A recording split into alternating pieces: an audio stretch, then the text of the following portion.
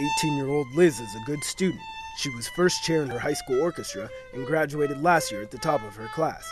She says she was accepted at colleges all over the country, even an elite Ivy League school. But she couldn't go because she's an undocumented immigrant.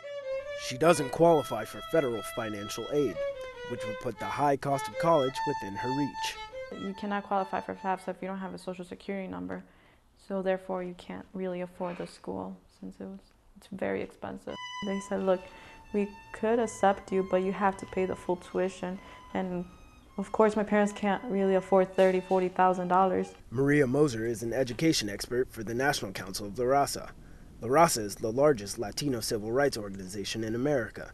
She says students like Liz beat the odds just by graduating high school. There's a number of obstacles that are facing undocumented students. They have a lot of the problems of living in neighborhoods that often have very few social services. A lot of times they live in neighborhoods that have a lot of problems with violence. So those kinds of things make it difficult. Liz is now enrolled in a community college. If she receives legal residency, she would qualify for federal financial aid and could go to a four-year university. Her father is sponsoring her, but she's been waiting for her green card for the past 11 years. I feel sad at times. I feel that I'm never going to accomplish anything. And I see a lot of people, they're 30, 35, 40, 50s, and they still don't have their residence. I really want to be successful. Like most people want to, they have dreams and goals. I like my dreams to be accomplished. Liz's friend and classmate Olivia is in a similar position, but she doesn't have anyone who can sponsor her for legal residency. I'm like a normal, average girl. Like, I really want to go to a four-year school, meeting new friends, starting, the process of my education, I want to become someone in life. Olivia says she would like to become a veterinarian, and new federal legislation might be her only chance. In March, Senator Dick Durbin introduced the Development, Relief, and Education for Alien Minors Act, or the DREAM Act.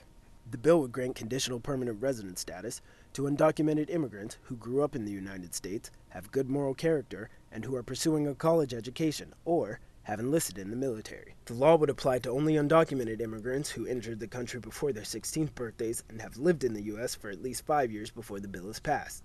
The person must be a high school graduate, enrolled in a four-year university or community college, or have completed 2 years of higher education, or have served 2 years in the military. It would mean everything, because, I don't know, I guess I wouldn't be hiding anymore, Immigration advocates like Carolyn Schoenberger of the Chicago Legal Clinic say Senator Durbin's bill gives talented students the opportunities they deserve. The DREAM Act would be a great option, because the DREAM Act is not just granting someone something. They have to earn it. They have to earn it by either through education or serving in the military. Opponents say it offers backdoor amnesty to people who already have broken the law. What I've seen in the marches, I've seen people saying, we are Americans. Well, if you're an American, act like it. We must obey by the law. Rosanna Polito is a conservative activist who ran for Congress on a strong anti-illegal immigration platform.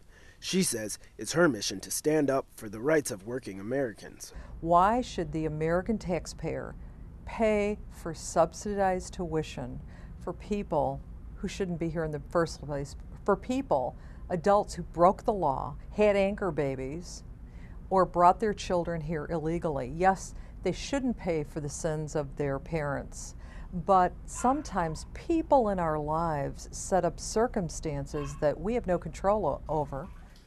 It's just they don't know how we are suffering right now. Sorry.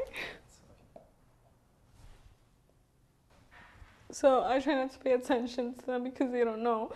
Then, it's hard just listening to them talking like that about us.